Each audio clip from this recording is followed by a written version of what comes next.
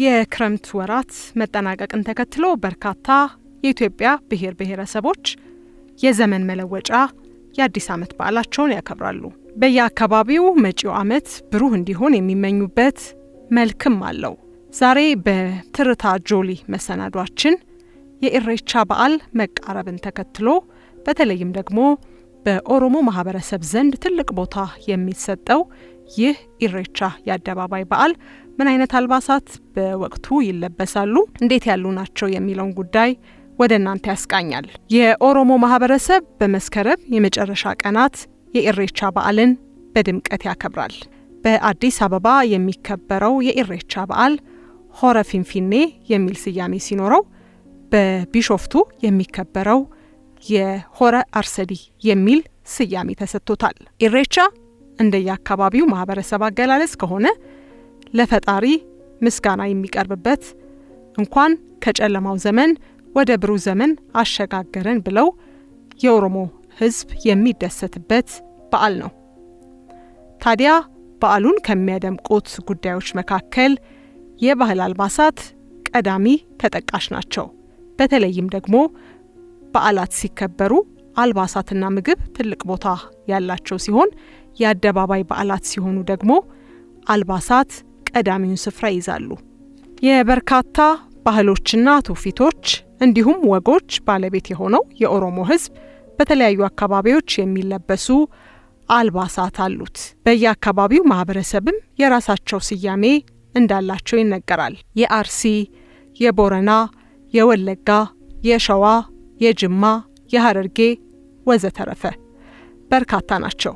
በእነዚህ አካባቢዎች የሚለበሱ አልባሳትም የራሳቸው ትርጓሜ እንዳላቸው ይታወቃል።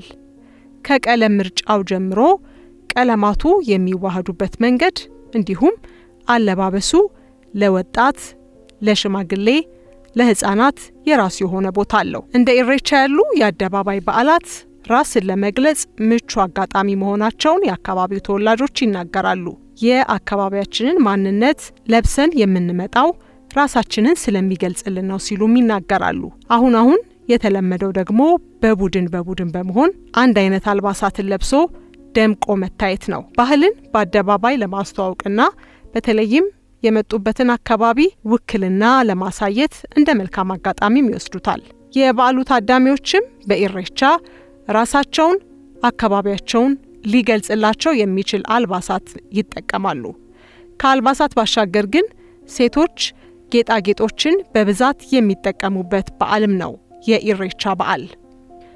የኦሮሞ ወጣት ሴቶች በአንገታቸው፣ በደረታቸውና በጆሮአቸው ላይ የሚያደርጓቸው እያንዳንዱ ጌጣጌጦች የተለያዩ ትርጉም ያላቸው ናቸው። ላገቡ ሴቶች የሚደረጉ ጌጦች ካላገቡ ሴቶች የሚደረጉ ጌጦች የተለዩ እንደሆነም ይነገራል።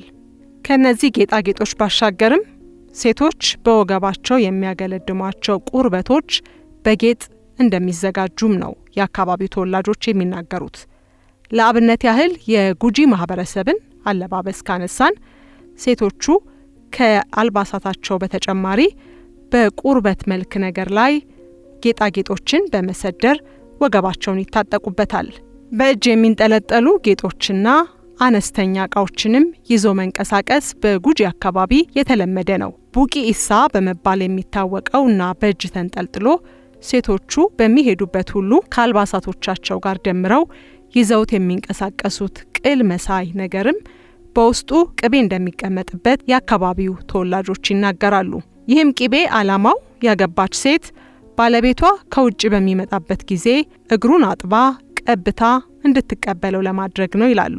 ቡቂ ኢሳ ካለባበሳቸው ባሻገር ተጨማሪ ውበት የሚሰጥና ከእጅ ላይ ከሚያዘው በትር ጋም ተመሳሳይ እንደሆነ ይነገራል።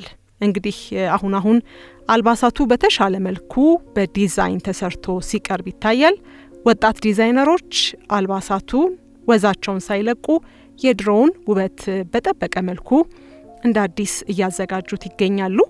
ዲዛይነሮች እንግዲህ በዓሉ ከመድረሱ አስቀድሞ በርካታ ለኢሬቻ በዓል የሚሆኑ ልብሶችን በጥንቃቄ እንደሚያዘጋጁም ነው የሚናገሩት። ከዛም ባለፈ በየትኛውም አጋጣሚ ሊለበሱ የሚችሉ የባህል ልብሶችንም እያዘጋጁ እንደሆነ ይናገራሉ። ዛሬ በትርታ ጆሊ መሰናዷችን የኢሬቻ በዓልን አስመልክተን አለባበሱ ምን ይመስላል ስንል ወደ እናንተ አስቃኘን። ሰናይ ቀን።